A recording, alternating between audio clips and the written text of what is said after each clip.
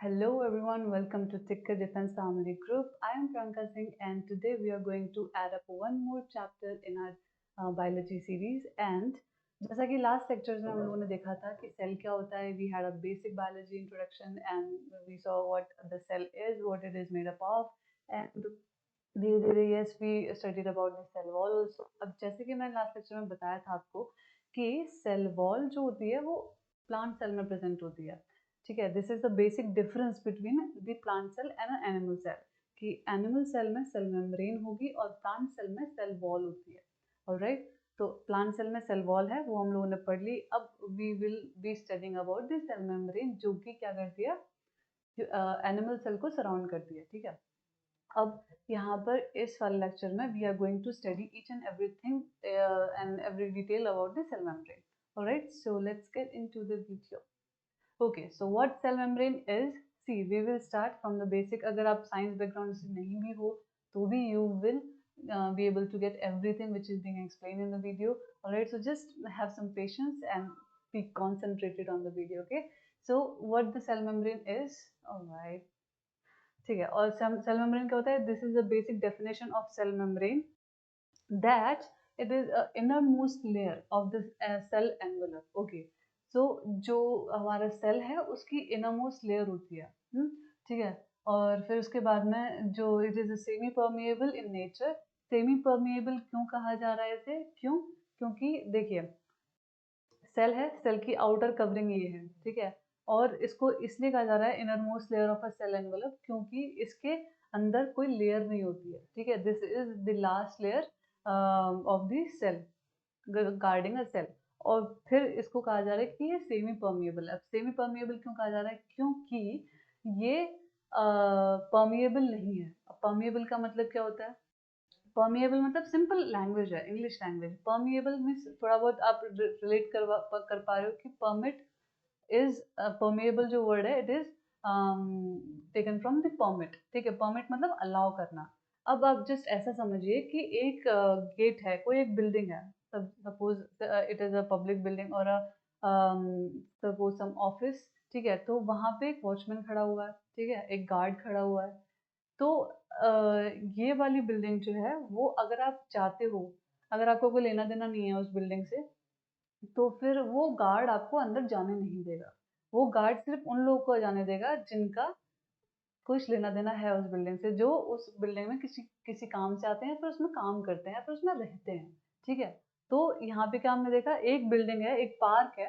ठीक है, जिसका गेट सबके लिए ओपन है और it permits everyone, it is permeable to everyone कि कोई भी जा सकता है, कोई भी आ सकता है. बट दूसरी जगह एक प्राइवेट बिल्डिंग है या फिर एक सरकारी ऑफिस है, दफ्तर है, जिसपे एक बाहर गार्ड खड़ा हुआ है और वो आपकी आईडीज चेक करेगा आपके अंदर जाने से पहले या बाहर निकलने से पहले कि आप क्या इस मतलब जो बिल्डिंग है इसमें काम करते हैं, रहते हैं, या फिर किस काम से आए हुए हैं. He will check. तो दैट मीन्स कि वो जो गेट है उस बिल्डिंग का वो क्या है, सेमी परमिएबल. मतलब वो आपको अलाउ तो करेगा बट सबको नहीं करेगा, सिर्फ उन लोगों को करेगा जिनका अंदर काम है. ठीक है, तो वैसा ही क्या होता है, सेमी परमिएबल मेम्ब्रेन क्या होती है, सेल मेम्ब्रेन होती है कि वो सबको अलाउ नहीं करेगी, but yes it will allow some people to get inside और डू देयर वर्क. ऑलराइट, और जबकि सेल वॉल जो होती है, हमने क्या देखा था, सेल वॉल में प्लाज्मोडेस्माटास होते हैं. ठीक है, ये सेल वॉल है. ठीक है, उसमें क्या थे, गैप्स थे. यहाँ पे एक सेल है और यहाँ पे दूसरा सेल है. तो यहाँ पे एक कनेक्शन था, ये कनेक्शन से यहाँ से कोई भी सेल में कोई भी चीज अगर उसको यहाँ पे भेजनी है तो they can freely send it to the another cell. So cell wall में there is no mechanism for any selectivity of the transportation. वहाँ पे सीधे चीजें होती हैं, या तो आती हैं या जाती हैं. अगर वो साइज की हैं, उस साइज की हैं, तो वो जाएंगी अंदर और आ जाएंगे बाहर. अगर वो बहुत ज्यादा बड़ा, कोई इतना सारा बड़ा चीज आ रहा है, कोई इतना बड़ा चीज आ रहा है और ये इतना सही है, तो फिर वो नहीं जा पाएगा अंदर. ठीक है, अब यहाँ पर क्या होता है सेल मेम्ब्रेन में कि हमने भी देखा कि सेमी परमिएबल होती है. अब कैसे होती है वो आगे की स्लाइड्स में हम लोग देखेंगे. So next what is written here is it is semi permeable in nature and is responsible for the interaction of the cell with the outside environment. Alright, तो हमारा सेल है, उसका आउटसाइड एनवायरनमेंट से वो कुछ लेगा, कुछ देगा, ठीक है, उसको अगर ब्रेन कोई कमांड करेगा तो वो कमांड लेगा, वो अपनी सिक्रीशंस को बाहर भेजेगा। तो ये क्या होता है, उसके एनवायरनमेंट के साथ इंटरेक्शन। तो for this the cell membrane plays a very very important and vital role for this transportation and communication. Alright, तो यहाँ पे सेल मेम्ब्रेन का फंक्शन आता है। और आगे क्या लिखा है हम देखते हैं कि the most popular theory of fluid mosaic model. Fluid mosaic model क्या होता है, we'll see in the next slide, but it was given by Sanger and Nicolson. ठीक है, ये दो साइंटिस्ट थे। ये क्वेश्चन पूछा जाता है, साफ साफ पूछा जाता है कि सेल मेम्ब्रेन का फ्लूइड मोज़ैक मॉडल किसने दिया था। तो you just have to remember Singer and Nicolson. Alright, फिर next slide, what it is made up of. Cell membrane किसका बना हुआ होता है, ठीक है, ये जस्ट फॉर जनरल अंडरस्टैंडिंग कि सेल मेम्ब्रेन किस चीज का बना हुआ होता है। ऑलराइट, ये इसको थोड़ा समझ के चलना पड़ेगा, क्योंकि अगर आप समझोगे तभी आप अगली स्लाइड जो है वो समझ पाओगे। Just go through it, just you have to read it, okay, don't have to memorise the things, just have to read it, okay. So यहाँ पे क्या है, फॉस्फोलिपिड बाइलेयर होती है किसकी, ये जो सेल मेम्ब्रेन है, it is a phospholipid bilayer. ठीक है, फॉस्फोलिपिड बाइलेयर क्या होता है, ठीक है। अब यहाँ पे बोला है फॉस्फो और लिपिड, दो वर्ड्स आएंगे, फॉस्फो, ओके, फॉस्फोलिपिड। ठीक है, अब ये फॉस्फो मतलब फॉस्फोरस, ठीक है, और लिपिड मतलब फैटी चेन्स। तो यहाँ पे ये क्या है, क्या समझ सकते हैं हम लोग, एक कॉन्जुगेट मॉलिक्यूल है। कॉन्जुगेट मॉलिक्यूल क्या होता है, एक ऐसा मॉलिक्यूल जो दो मॉलिक्यूल से बना हुआ है। ठीक है, तो यहाँ पे क्या है, एक तो फॉस्फोरस हेड हो गया और दूसरे हो गए लिपिड लेयर हो गई। ठीक है, अब यहाँ पे क्या होता है कि जो फॉस्फोरस है, ठीक है, यहाँ पे एक आपको एक डायग्राम दी हुई है, इसमें क्या होता है, ये हाइड्रोफिलिक होती है।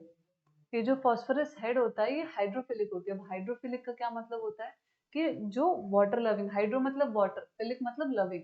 ठीक है, हाइड्रो मतलब वाटर, पता ही होगा हाइड्रो पावर प्लांट्स होते हैं तो वाटर पावर प्लांट्स होते हैं वो, तो हाइड्रो मतलब वाटर होता है। कहीं पे भी अगर आप देखें hydro, that means water. This is a basic simple English, nothing very complicated in it. Okay, so hydro मतलब वाटर, फिलिक मतलब लविंग। ठीक है, कोई होता है कि किसी को बहुत डर लगता है पानी से, किसी को बहुत अच्छा लगता है पानी। तो this is what the philic and phobic word mean. Philic मतलब लविंग, फोबिक मतलब जिसको डर लगता है। ठीक है, जो किसी को बोलते हैं, किसी को डार्क से अंधेरे से डर लगता है। ठीक है, तो किसी को डॉग से डर लगता है, किसी को पानी से डर लगता है। तो these kind of things are like claustrophobic होते हैं, इनको क्लोज स्पेसेस से डर लगता है। तो that word, that phobic word means डर लगना, who the one who is scared of। तो यहाँ पे जो फैटी चेन्स हैं, फैटी ऐसे टेल्स हैं, ये वाली जो हमने अभी लास्ट टाइम डायग्राम देखा था, ये जो हेड है this is a phosphate head, और ये जो चेन्स हैं they are the lipid layers, they are the lipid chains.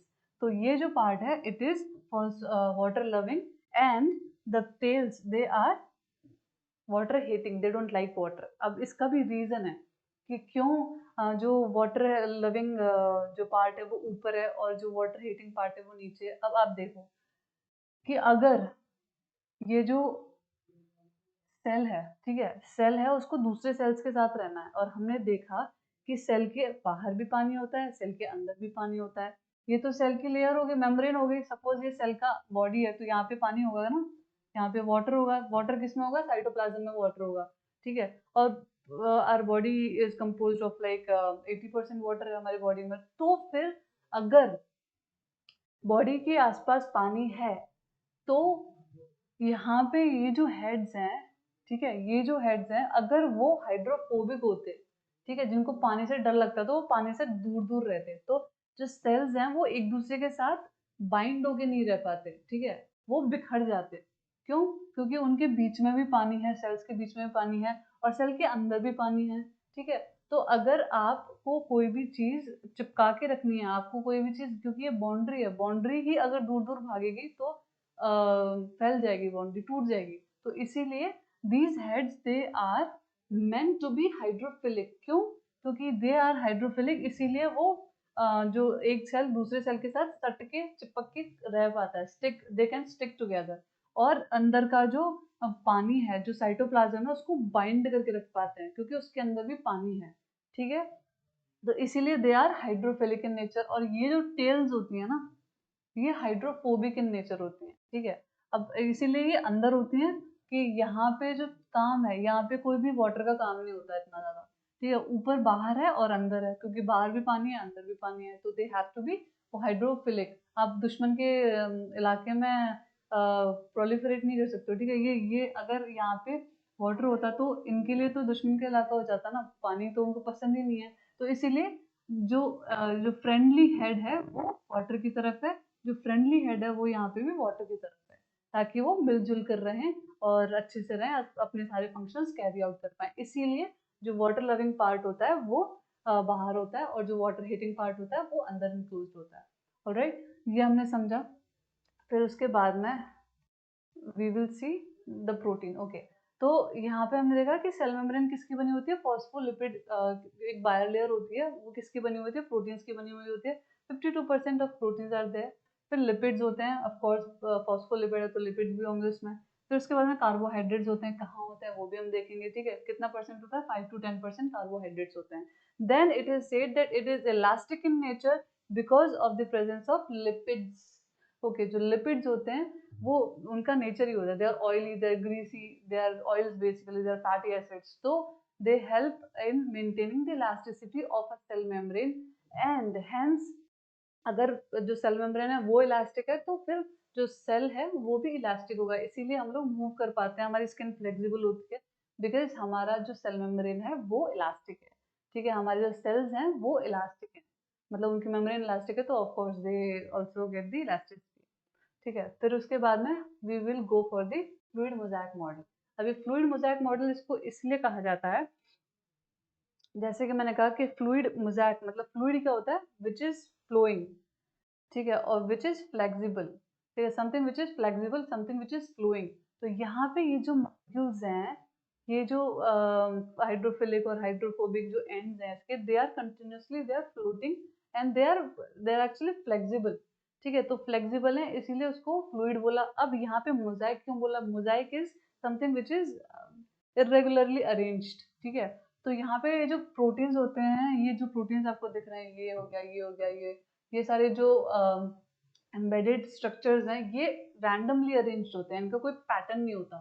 ठीक है, तो रैंडमली अरेंज होते हैं, कोई फिक्स पैटर्न नहीं है, फिक्स शेप नहीं है, तो इसीलिए इसको मोज़ेक कहा गया है, क्योंकि mosaic word that itself means कि it is irregular, it is something which is random.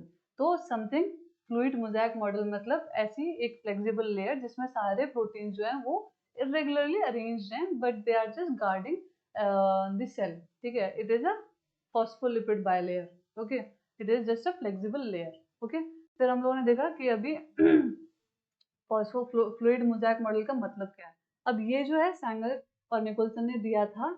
अब यहाँ पे इस फ्लूइड मोज़ेक मॉडल में होता क्या क्या है, ठीक है, कौन से प्रोटीन्स प्रेजेंट होते हैं वो भी हम लोग देखेंगे अभी। ठीक है, अभी यहाँ पे देखो, फोस्फोलिपिड जो होती हैं लेयर्स होती हैं, बायलेयर मतलब एक लेयर ये हो गई, एक लेयर ये हो गई, इसीलिए इसको बायलेयर कहा जाता है। ठीक है, यहाँ पे हमने देख लिया कि फॉस्फोलिपिड का क्या स्ट्रक्चर होता है, ऊपर फॉस्फेट हेड होता है और नीचे लिपिड्स की चेन होती है, ताकि और ये जो चेन होती है हाइड्रोफोबिक होती है, और ये है जो हेड होता है वो हाइड्रोफिलिक होता है। ठीक है, ताकि वो इंटरेक्ट कर पाए अपने आउटर सराउंडिंग से। हाइड्रोफिलिक को हाइड्रोफोबिक को इंटरेक्शन नहीं करना होता। फिर उसके बाद में क्या, प्रोटीन चैनल्स हैं। प्रोटीन चैनल, अच्छा अब सेल मेम्ब्रेन है, हमने बोला कि कम्युनिकेशन में हेल्प करती है, ट्रांसपोर्टेशन में हेल्प करती है, तो वो किसी के थ्रू तो होगा। ठीक है, अब वो किसके थ्रू होगा, प्रोटीन चैनल्स के थ्रू होगा। डिफ्यूजन होगा, किस किस तरीके के ट्रांसपोर्ट्स होते हैं वो हम देखेंगे, पर अभी सिर्फ we will look up at this diagram कि इसमें क्या क्या है। चैनल है, ये प्रोटीन चैनल है। फिर इसके बाद में ये कैरियर प्रोटीन्स हैं। कैरियर प्रोटीन्स, इन दोनों का काम सेम होता है कि दे हेल्प इन ट्रांसपोर्टेशन, बट इनकी रिक्वायरमेंट अलग अलग होती है। ठीक है, फिर उसके बाद में ये कोलेस्ट्रॉल है। अच्छा, कोलेस्ट्रॉल जो है इसका डुअल फंक्शन होता है। ठीक है, जो कोलेस्ट्रॉल है इसका डुअल फंक्शन होता है, ये फ्लेक्सिबिलिटी प्रोवाइड करवाता है और ये बेसिकली स्ट्रेंथ भी प्रोवाइड करता है। ठीक है, किसको, अपनी सेल मेम्ब्रेन को। ठीक है, तो ये वाला जो कोलेस्ट्रॉल है ये क्या प्रोवाइड करेगा, स्ट्रेंथ प्रोवाइड करेगा और फ्लेक्सिबिलिटी भी प्रोवाइड करेगा। फिर उसके बाद में ग्लाइकोप्रोटीन्स। अब ग्लाइकोप्रोटीन्स क्या होते हैं?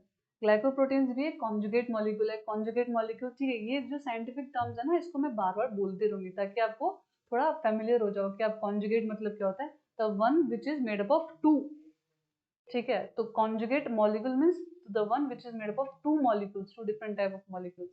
तो ग्लाइकोप्रोटीन में क्या है, ग्लाइकोन मतलब कार्बोहाइड्रेट्स है और प्रोटीन मतलब प्रोटीन है। तो this glyco means word means कि ये कार्बोहाइड्रेट्स हैं और प्रोटीन वर्ड्स मीन्स कि वहाँ पे प्रोटीन भी है। तो some type of glycoproteins are also there on the cell membrane, outer side भी होते हैं, इनर साइड भी होते हैं, and they are basically they have different functions. क्या फंक्शंस होते हैं विल सी, ओके। सो और ये जो, हाँ देखो, दो टाइप के प्रोटीन्स होते हैं सेल मेम्ब्रेन के अंदर, एक तो इंटीग्रल प्रोटीन्स होते हैं और एक एक्सट्रिंसिक प्रोटीन्स होते हैं। ये इंट्रिंसिक और एक एक्सट्रिंसिक प्रोटीन्स होते हैं।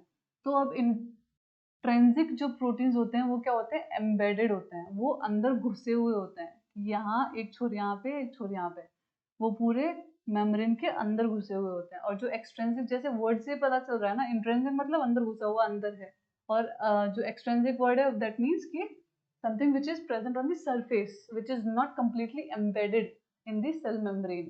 So basically the extrinsic molecules, they are on the surface, on maybe on the one layer, और जो intrinsic proteins होते हैं they are basically embedded into the cell membrane, okay। तो और इन सब का ट्रांसपोर्टेशन का काम होता है, किसी का मतलब these proteins they have the extrinsic और intrinsic proteins, they have the major role to play in the transportation, okay।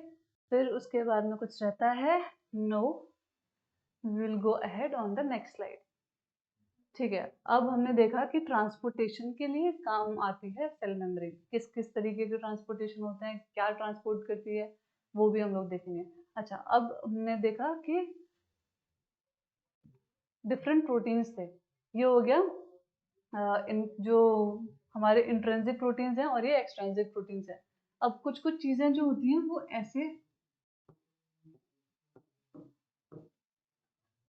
कुछ कुछ चीजें जो होती हैं वो जो फ्रीली पास हो जाती हैं, उनको कोई एनर्जी नहीं लगती है पास होने के लिए। कुछ कुछ चीजें होती हैं उनको एनर्जी लगती है, ठीक है। अब यहाँ पे हम लोग देखते हैं कि किस तरीके से ये चीजें, ये जो मॉलिक्यूल्स हैं वो पास होते हैं, राइट। पैसिव ट्रांसपोर्ट होता है। One one type of one of the type of the transportation is the passive transportation, that is cell doesn't use energy, जिसपे एनर्जी नहीं लगती है, वो अपने आप हो जाता है, ठीक है। तो जैसे कि डिफ्यूजन। अब डिफ्यूजन क्या होता है, basically facilitated diffusion, diffusion, osmosis, ठीक है। Will see what it is. अब देखो यहाँ पे क्या हो रहा है, सिंपल डिफ्यूजन। डिफ्यूजन क्या हमने देखा कि अगर कोई भी मॉलिक्यूल जिसका कंसेंट्रेशन यहाँ पे हाई है, ठीक है, और अंदर हाई है, मतलब यहाँ पे सेल है अगर, तो अगर अंदर हाई है और ऊपर बाहर कम है, तो they can move freely through the membrane. उनको कोई ना ट्रांसपोर्ट प्रोटीन की जरूरत होती है, ना उनको कोई और ग्लाइकोप्रोटीन की जरूरत है, किसी की जरूरत नहीं होती, वो सिंपल पूरी लेयर के अंदर से आर पार चले जाते हैं अपने आप, क्योंकि वो बहुत छोटे होते हैं, वो उनको ज्यादा जरूरत नहीं होती है, ठीक है। जैसे कि आपका CO2 हो गया, O2 हो गया, गैसेस जो होती हैं वो अपने आप मूव कर जाती हैं, क्योंकि उन्हें, उनके लिए वो गैसेस होती हैं, छोटे छोटे मॉलिक्यूल्स होते हैं, उनके लिए जरूरत नहीं पड़ती उन्हें इतना ज्यादा, ठीक है। फिर उसके बाद में आता है आपका चैनल मीडिएटेड फैसिलिटेटेड डिफ्यूजन, ठीक है। हमने क्या देखा, फैसिलिटेटेड डिफ्यूजन, ठीक है। फैसिलिटेटेड डिफ्यूजन मतलब कि हो तो वो फ्री में ही रहा है, उसके लिए कोई एनर्जी नहीं लग रही, बट उसके लिए थोड़े से क्या होते हैं, प्रोटीन्स प्रेजेंट होते हैं कुछ, और जिनकी वजह से वो मूव कर पाता है अंदर से बाहर या बाहर से अंदर, ठीक है। अब यहाँ पे क्या हुआ कि यहाँ पे कंसेंट्रेशन हमेशा, अगर अगर अगर अगर पैसिव ट्रांसपोर्टेशन हो रहा है तो वो हमेशा हायर कंसंट्रेशन से लोअर कंसंट्रेशन में होगा, जो कि नेचुरल है, ठीक है। हवा भी बहती है, वो हायर कंसंट्रेशन से लोअर कंसंट्रेशन में बहती है। पानी को भी आप देखो ऐसे, कोई भी बॉल या फिर किसी में पानी भरो, कोई पैकेट में पानी भरो और उसको फोड़ो, तो फिर अंदर कंसंट्रेशन पानी का ज्यादा है, बाहर कम है, तो फिर वो बाहर की तरफ बहेगा। इसीलिए कोई भी चीज बहती है, anything which flows, it flows, अगर वो अपने आप बह रही है तो फिर इट फ्लोज इनटू डायरेक्शन जहाँ पे प्रेशर कम है, जहाँ पे उसका कंसंट्रेशन कम है, ठीक है। तो higher concentration to lower concentration naturally things flow, ठीक है। अब यहाँ पे हम लोगों ने क्या देखा कि जो पैसिव ट्रांसपोर्टेशन है, क्योंकि उसमें कोई एनर्जी नहीं लग रही है, तो हमेशा उसका नेचुरल फ्लो जो क्या होगा, higher concentration to lower concentration होगा। यहाँ पे भी हमने देखा डिफ्यूजन में क्या है, गैसेस डिफ्यूज होती हैं बेसिकली। तो अगर अंदर जो कंसंट्रेशन गैसेस का ज्यादा है तो वो बाहर होंगी, और वो तब तक बाहर बहती हैं जब तक कि इक्वल नहीं हो जाता, इक्विलिब्रियम में नहीं आ जाती, ठीक है। और अगर बाहर भी है तो भी ऐसे होगा, बाहर भी अगर कंसंट्रेशन ज्यादा है अंदर कम है तो फिर वो बाहर से अंदर की तरफ बहेंगी, ठीक है। This is both ways. फिर उसके बाद में आता है फैसिलिटी डिफ्यूजन। फैसिलिटी डिफ्यूजन में क्या होता है कि एक बस प्रोटीन्स होते हैं कुछ, ठीक है, जो कि हेल्प करते हैं आपके डिफ्यूजन में। अब जैसे यहाँ पे है एक चैनल मीडिएटेड डिफ्यूजन। चैनल क्या होती है, एक सुरंग, एक सुराही, ठीक है। अब यहाँ पे क्या है, दो प्रोटीन्स हैं, वो एक चैनल बनाए हुए हैं, उन्होंने गार्ड कर रखा है इसको, ठीक है। अब वो क्या कर रहे हैं, यहाँ पे कोई चीज का हायर कंसेंट्रेशन है तो इसके थ्रू उसे भेज रहे हैं, क्योंकि वो इतनी छोटी नहीं है कि वो डिफ्यूजन से पास हो जाए, उसको थोड़ा सा ज्यादा स्पेस लगेगा। तो वो क्या कर रहे हैं कि यहाँ से उसके लिए रास्ता दे रहे हैं कि भाई तू जा, ठीक है। हायर कंसेंट्रेशन से लोअर कंसेंट्रेशन की तरफ उसको भेज रहे हैं। और दूसरा होता है कैरियर मीडिएटेड फैसिलिटेड डिफ्यूजन। जो इसमें कैरियर होता है वो क्या करता है, यहाँ से पकड़ता है और उसको वहां पे फ्लिप फ्लॉप कर देता है, ठीक है। तो यहाँ से ऐसे पकड़ा उसने, यहाँ से अगर कोई चीज, कोई प्रोटीन आ रही है, यहाँ से आया और फिर वो पलट गया और यहाँ पे आके उसे छोड़ दिया। मतलब यहाँ पे उसने कोई प्रोटीन को पकड़ा, ठीक है, अटैच हुआ, वो बाइंड हुआ और फिर उसने फ्लिप कर गया, वो ऐसे या फिर कैसे भी फ्लिप कर सकता है। फ्लिप करके उसने यहाँ पे ऐसे पोजीशन ली और यहाँ पे आके उसको छोड़ दिया, ठीक है। फिर ये हो गया फैसिलिटेड डिफ्यूजन। अब फिर आता है आपके एक्टिव ट्रांसपोर्टेशन। एक्टिव ट्रांसपोर्टेशन में हमेशा एनर्जी इन्वॉल्व होती है। दो तरीके के ट्रांसपोर्ट हमने देखे, passive transportation, active transportation. Passive transportation में एनर्जी नहीं लगती है, एक्टिव ट्रांसपोर्टेशन में एनर्जी लगती ही है, ठीक है। अब यहाँ पे एक्टिव ट्रांसपोर्टेशन में क्या होता है, बहुत टाइप के होते हैं, प्राइमरी, सेकेंडरी, ठीक है। हमको क्या देखना है बस कि जो प्राइमरी में दो टाइप होते हैं, यूनिपोर्ट और कॉन्ट्रास्पोर्ट, ठीक है, कॉन्ट्रांसपोर्ट। फिर उसके बाद में यहाँ पे यूनिपोर्ट में क्या है, बेसिकली एक रास्ता होता है कि एक ही डायरेक्शन में जा सकता है। यूनि मतलब वन, सिंगल, ठीक है। तो एक ही डायरेक्शन में जा सकता है, बाहर से अंदर या फिर अंदर से बाहर, ठीक है। अब यहाँ पे लो कंसेंट्रेशन, हमेशा क्या क्या देखा था हमने कि जो नेचुरल फ्लो होता है वो हायर कंसेंट्रेशन से लोअर कंसेंट्रेशन में जाता है, तो उसके लिए एनर्जी नहीं लगती है। बट अगर आपको लोअर कंसेंट्रेशन से हायर कंसेंट्रेशन में मूव करवाना है कोई भी चीज, तो उसके लिए एनर्जी लगेगी, और लगेगी एनर्जी कहीं पे लग रही है तो वो क्या क्या होगा, एक्टिव ट्रांसपोर्टेशन। यहाँ पे वही हो रहा है, ये लोअर कॉन्सेंट्रेशन है, लोअर कॉन्सेंट्रेशन से हायर कॉन्सेंट्रेशन की तरफ मूव करना है, तो इसीलिए यहाँ पे क्या हो रहा है, एनर्जी लग रही है। एनर्जी किस फॉर्म में होती है, ATP, adenosine triphosphate. It is a full form of ATP. ये एनर्जी करेंसी होती है, जैसे कि हम लोग के पास पैसे होते हैं ना, तो वैसे ही बॉडी एटीपी को खर्च करती है कोई भी काम करने के लिए, कोई भी एक्टिविटी करने के लिए। अब यहाँ पे एक्टिविटी क्या हो रही है, काम हो रहा है बेसिकली, क्योंकि इसमें एनर्जी लग रही है। एनर्जी किस फॉर्म में लग रही है, एटीपी में लग रही है। क्यों, क्योंकि against the natural flow, against the natural flow that is from lower concentration to higher concentration हम लोग मूव हो रहे हैं, ठीक है। अब यहाँ पे इसलिए एनर्जी लग गई। अब यहाँ पे कोई मॉलिक्यूल था, lower concentration to higher concentration move हो गया। यूनिपोर्ट इसीलिए क्योंकि ये एक ही डायरेक्शन में होता है, ठीक है। दूसरा होता है कॉन्ट्रांसपोर्ट, मतलब कि एक दोनों डायरेक्शन में होगा, ठीक है। एक जो प्रोटीन है वो ले भी सकता है, वो भेज भी सकता है, ठीक है। सेम प्रोसीजर है, उसमें दोनों में क्या होगा, एटीपी तो लगेगा ही लगेगा। फिर उसके बाद में आता है आपका सेकेंडरी एक्टिव ट्रांसपोर्टेशन। तो उसमें आएगा एक एंटीपोर्ट। एंटीपोर्ट में क्या हो रहा है, यहाँ पे lower concentration to higher concentration भेज रहे हैं और higher concentration to lower concentration भेज रहे हैं, ठीक है। तो मतलब क्या है, यहाँ पे एंटीपोर्ट में या एक तो पैसिव ट्रांसपोर्ट हो रहा है और एक एक्टिव ट्रांसपोर्ट हो रहा है। तो इसमें क्या हो रहा है, एंटीपोर्ट मतलब दोनों ऑपोजिट एंटी काम कर रहे हैं, ठीक है। यहाँ पे क्या हो रहा है कि आपका एक तो पैसिव हो रहा है, higher concentration to lower concentration move कर रही है, और एक तो lower concentration to higher concentration move कर रही है। तो this is kind of mixed transportation, तो इसीलिए इसको कहा जाता है एंटीपोर्ट, ठीक है। और यहाँ पे सिम्पोर्ट, सिम्पोर्ट मतलब, और हाँ, एंटीपोर्ट में क्या होता है, दोनों ऑपोजिट डायरेक्शन में मूव करते हैं, यहाँ पे आप देख लो कि low concentration to high concentration इसमें जा रहा है, और यहाँ पे high concentration to low concentration इधर जा रहा है। बट सिम्पोर्ट में क्या होता है कि दोनों एक ही डायरेक्शन में फ्लो होता है, या तो वो बाहर ही निकल रहे हैं या तो वो अंदर ही जा रहा है। ठीक है, ये प्रोटीन्स होते हैं, अलग अलग प्रोटीन्स होते हैं, इनके फंक्शंस होते हैं। जो एंटीपोर्ट कर रहा है वो शायद सिम्पोर्ट ना कर पाए। ठीक है, तो इसीलिए ये डिफरेंट डिफरेंट प्रोटीन्स होते हैं, डिफरेंट डिफरेंट इनके मैकेनिज्म्स होते हैं।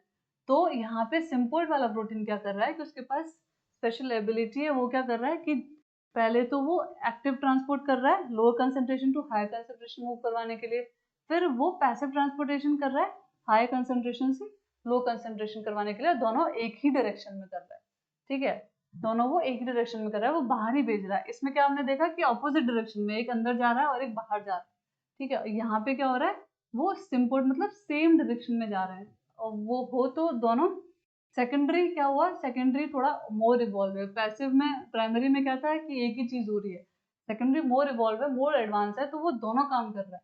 दोनों काम दो तरीके से कर सकता है, या तो एक भेजे और एक अंदर ले, मतलब एक भेजे अंदर और एक बाहर निकाले, और फिर या तो सिम्पोर्ट में दोनों के दोनों या तो बाहर जा रहे हैं या दोनों अंदर आ रहे हैं। ठीक है, तो बेसिक सिंपल कंसेप्ट है transportation, active transportation, passive transportation.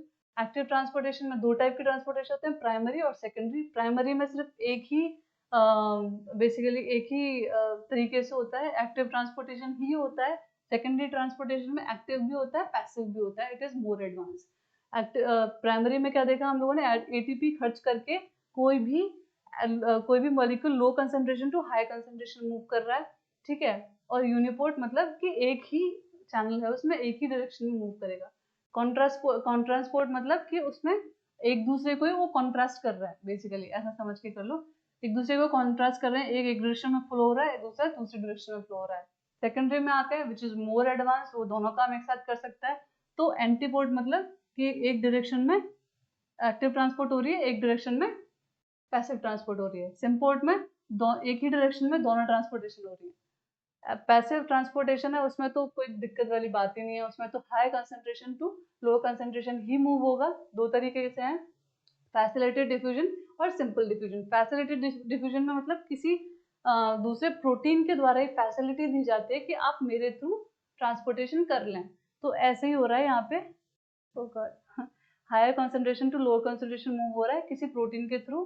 ठीक है, और यहाँ पे कोई प्रोटीन एक चैनल प्रोवाइड करवा रहा है, रास्ता प्रोवाइड कर रहा है बीच में से, दो पहाड़ों में से काट के, कि हाँ you can go through this. फिर उसके बाद में सिंपल डिफ्यूजन है। सिंपल डिफ्यूजन में बेसिकली क्या हो रहा है कि कोई छोटे छोटे मॉलिक्यूल्स हैं, वो एज अ छोटे छोटे ऐसे निकल जाते हैं, वो उनको कोई ट्रांसपोर्टेशन के लिए कोई प्रोटीन की जरूरत नहीं होती है। ठीक है, फिर will go to the next slide. Okay, और फिर उसके बाद में आता है आपका vesicular transportation. There is one more type, active transportation, passive transportation, active transportation and vesicular transportation. अब वेसिकुलर ट्रांसपोर्टेशन मतलब क्या होता है कि कोई भी चीज उसको वेसिकल्स, वेसिकल्स मतलब एक तरीके से आप कह लो कि बर्तन। ठीक है, तो अगर हम किसी भी चीज को, किसी भी मॉलिक्यूल को पैक करके, और समझ ऐसा वेसिकल्स को as a packaging we can consider, ये बर्तन या पैकेजिंग व्हाटसोएवर यू लाइक, तो उसको पैक करके हम भेज रहे हैं कहीं पे या फिर लेकर आ रहे हैं। वेसिकल, वेसिकल मतलब क्या होता है, पैकेजिंग। ठीक है, तो ये हमने क्या देखा, पैसिव ट्रांसपोर्टेशन में कोई पैकेजिंग नहीं होती, मॉलिक्यूल जैसा है वैसे उसको उठा के बाहर फेंक दिया जाता है या ट्रांसपोर्ट कर दिया जाता है। पर वेसिकल्स जो होती हैं, वेस्कुलर ट्रांसपोर्टेशन, उसमें उसको पैक किया जाता है, तभी उसको अंदर या बाहर लेकर जाया जाएगा। ठीक है, अब ये कैसा होता है वेस्टिबुलर ट्रांसपोर्टेशन, दो तरीके का होता है, एक तो एक्सोसाइटोसिस और एक एंडोसाइटोसिस। अब एक्सोसाइटोसिस क्या होता है, जैसे कि वर्ड ही सजेस्ट कर रहा है, एक्सो। ठीक है, मतलब बाहर भेजा जा रहा है। ठीक है, और एंडोसाइटोसिस मतलब कि कोई भी चीज अंदर आ रही है। ठीक है, अब यहाँ पे वर्ड पे जाते हुए हम लोग देखते हैं कि देखो ये डायग्राम एक्सप्लेन करना है, डायग्राम से समझेंगे बेसिकली। ओके, सो यहाँ पे क्या हो रहा है कि देखो ये पूरा एक सेल है, सेल के अंदर ये कोई भी एक चीज है। ठीक है, यहाँ पे फोकस करते हैं, यहाँ पे कोई भी एक चीज है, ये सेल को बाहर एक्सपोर्ट करनी है, तो वो क्या करेगा, इट इज वेरी इंपॉर्टेंट। ये जनरली वैसे ट्रांसपोर्ट होते हैं जिनमें बहुत ज्यादा कोई इंपॉर्टेंट चीज, जैसे कि न्यूरोट्रांसमीटर्स या फिर जैसे कोई हॉर्मोन्स वगैरह भेजने होते हैं, तो वो वैसी सारी चीज़ें जो होती हैं वो वेसिकल्स में पैक की जाती हैं। अब यहाँ पे क्या किया, हार्मोन बनाया कोई सेल ने और उसको पैक किया अच्छे से। फिर उसको बोला कि अच्छा ये सेल को पता होता है कि इसको कहाँ भेजना है, ठीक है? तो उसपे पूरे उसने मार्कर्स वगैरह लगाए और उसको बोला कि इसको भेज दो। तो यहाँ पे वो पूरा उसको सराउंड करके उसको पैक करके यहाँ से भेजेगा सेल के बाहर, ठीक है? और यहाँ से भेज दिया और फिर वो चला गया बाहर। फिर यहाँ पे क्या होता है एंडोसाइटोसिस में कि कोई चीज़ अंदर आ रही है, ठीक है? कोई चीज़ जो है वो बाहर से अंदर आ रही है, तो यहाँ पर वो आते से ही मेम्ब्रेन क्या करती है, उसको सराउंड कर लेती है। मेम्ब्रेन उसको कैच कर लेती है, अपने खुद का एक पिंच ऑफ कर लेती है। ऐसे आया यहाँ पे और उसको कैच कर लिया, पिंच ऑफ करके उसको अंदर भेज दिया, ठीक है? और ये कहाँ पर होता है, जैसे फैगोसाइटोसिस वगैरह होती है, जो डब्ल्यूबीसीज होते हैं, वो कोई वायरस या बैक्टीरिया को खाते हैं, ठीक है? तो वो क्या करते हैं, ऐसे फैगोसाइटोसिस करते हैं वो, कि बाहर से कोई भी बैक्टीरिया आया, फिर कोई भी आया, वायरस आया जो कि अननोन सोर्स अननोन है, तो वो उसको जाके खा लेगा और ऐसे ही खाता है वो उसको। जैसे वो पास आएगा वैसे उसको खा लेगा और पिंच ऑफ करके अंदर उसको डंप कर लेगा, उसको डाइजेस्ट कर लेगा, ठीक है? तो ये हो गया हमारा एक्सोसाइटोसिस और एंडोसाइटोसिस। एक्सोसाइटोसिस बेसिकली हार्मोन्स और न्यूरोट्रांसमीटर्स के साथ होता है, ठीक है? यहाँ से इसको पैक करके भेज दिया, छोड़ दिया ब्लड स्ट्रीम में, और वो जहाँ पे भी उसका टारगेट होगा वहां जाके वो अपना फंक्शंस वो सेल को ट्रिगर करेगा और वो उसको फंक्शंस के लिए बोलेगा कि ये तुम्हें करना है। और एंडोसाइटोसिस मतलब कि बाहर से कोई फॉरेन मटेरियल है या फिर कुछ भी है उसको खाना है, तो फिर वो उसको पकड़ेगा पहले और उसको डाइजेस्ट कर लेगा या फिर उसको डंप कर देगा, ठीक है? फिर उसके बाद में हम लोग पढ़ते हैं functions of the cell membrane. Functions क्या होते हैं बेसिकली, अभी हमने देखा ये सारे फंक्शंस भी थे, ठीक है? तो स्ट्रेंथ सपोर्ट प्रोवाइड करवाती है, डबल डबल हो गया है, ठीक है? स्ट्रेंथ एंड सपोर्ट प्रोवाइड करवाती है सेल मेम्ब्रेन। स्ट्रेंथ कैसे, कि हमने देखा था कि उसमें क्या कोलेस्ट्रॉल प्रेजेंट होता है, तो it is basically it provides extra strength to the cell membrane, okay? तो कोई भी सेल है अगर वो सेल मेम्ब्रेन से कवर्ड है तो of course it has a covering, ठीक है? तो वो it is not vulnerable to the surrounding. वो अगर सेल मेम्ब्रेन नहीं होगी तो पूरा सेल फैल जाएगा, ठीक है? It won't be a cell anymore. तो if some body is enclosed within some membrane or a layer, it is safe। तो बेसिकली ये क्या करती है, स्ट्रेंथ, सपोर्ट और सेफ्टी प्रोवाइड करती है, ठीक है? सेफ्टी प्रोवाइड करती है किसको, सेल को, ठीक है? फिर उसके बाद में सपोर्ट भी प्रोवाइड करती है, क्योंकि जो हमारा जो सेल मेम्ब्रेन है वो जो सेल है उसके एक्सोस्केलेटन्स होते हैं, एंडोस्केलेटन्स एक्सोस्केलेटन्स होते हैं, तो उससे उसको टच करता है, ठीक है? उसको बांध करके रखता है सेल मेम्ब्रेन को। सेल मेम्ब्रेन जो है वो सेल को एक तरीके से बांध करके रखता है, उसको उसकी जो साइटोप्लाज्म है उसको पकड़ के रखता है, तो इसीलिए उसको सपोर्ट प्रोवाइड करता है सेल को, ठीक है? फिर उसके बाद में आता है सेमी परमिएबिलिटी। सेमी परमिएबिलिटी हमने देखा कि क्या होती है, कि वो कुछ कुछ सिलेक्टिव चीजों को ही अंदर आने देगा, वो सबको अंदर नहीं आने देगा, ठीक है? अगर कोई, this is for the safety only, कोई अगर वायरस बैक्टीरिया या फिर कोई हार्मफुल केमिकल आता है अंदर, तो उसके लिए वो उसको सिक्योर करता है सेल को कि नहीं आपको नहीं आना है अंदर, ठीक है? पर फिर भी कुछ होते हैं जो आ ही जाते हैं और फिर सेल को हार्म क्रिएट कर ही देते हैं। बट फिर उसके बाद में एक और फंक्शन है, दैट इज सेल रिकॉग्निशन। अब देखो जो सेल मेम्ब्रेन है उसमें हम लोगों ने क्या पढ़ा था पहले, कि ये ग्लाइकोप्रोटीन्स होते हैं, ठीक है? ये जो ग्लाइकोप्रोटीन्स होते हैं basically they are very specific to certain kind of cells. Certain kind of cells will have certain kind of glycoproteins, ठीक है? वो उनकी आइडेंटिटी होती है।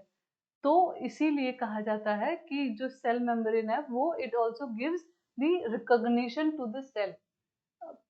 जो डिफरेंट डिफरेंट टाइप के सेल्स हैं उनको रिकॉग्निशन कौन देगा, सेल मेम्ब्रेन देगा, क्योंकि वो ग्लाइकोप्रोटीन जो है वो सेल पे ही लगे होते हैं। नहीं तो फिर पता चला कि जो अगर भूख लग रही है तो फिर जो एसिड सिक्रीट करने के लिए जो ये सिग्नल भेजा जाएगा स्टमक को, वो लिवर के सेल्स के पास चला गया, वो अब उनको समझ में नहीं आ रहा कि हम क्या करें। तो this is why the cell has their own recognition and their own glycoprotein, जिससे कि उनको पता चले कि सबको पता चले कि हाँ वो क्या है, और उसी के हिसाब से उनका कम्युनिकेशन उनको भेजा जाए, ठीक है? तो it is basically identity card of any particular cell. फिर उसके बाद में इम्यूनिटी। अच्छा, इम्यूनिटी भी इसी कारण से होती है, क्योंकि अगर आपको कोई भी जो एक बॉडी है, सर्टेन बॉडी है, उसको पता है कि हाँ ये वाले मेरे पास ये ग्लाइकोप्रोटीन्स रहते हैं और मेरे पास यही रहेंगे, ठीक है। और जो फॉरेन मटेरियल आता है जैसे वायरस और बैक्टीरिया आ गया, उनके पास हमारे ग्लाइकोप्रोटीन्स नहीं होते हैं, उनके सेल मेम्ब्रेन डिफरेंट होती है, सेल वॉल डिफरेंट होती है, सेल मेम्ब्रेन डिफरेंट होती है, डिफरेंट होती है, तो फिर उनके ग्लाइकोप्रोटीन्स भी डिफरेंट होते हैं। तो हमारे WBC को पता चल जाता है कि ये फॉरेन बॉडी है, ये हमारा बॉडी का पार्ट नहीं है, इसको खा लो, इसको खत्म करो, ठीक है। तो इसी वजह से ये इम्यूनिटी भी प्रोवाइड करवाता है, इम्यूनिटी में भी हेल्प करता है कौन, हमारे cell membrane, and they have various other functions also. So this is all for today, and in tomorrow's lecture we will be going ahead with further organelles and all. Tab tak you should revise your previous lectures also, and if you have any doubt or question you can comment down below. I'll be happy to solve all those queries and questions. Okay, so keep studying. Best of luck for your any examination if you have.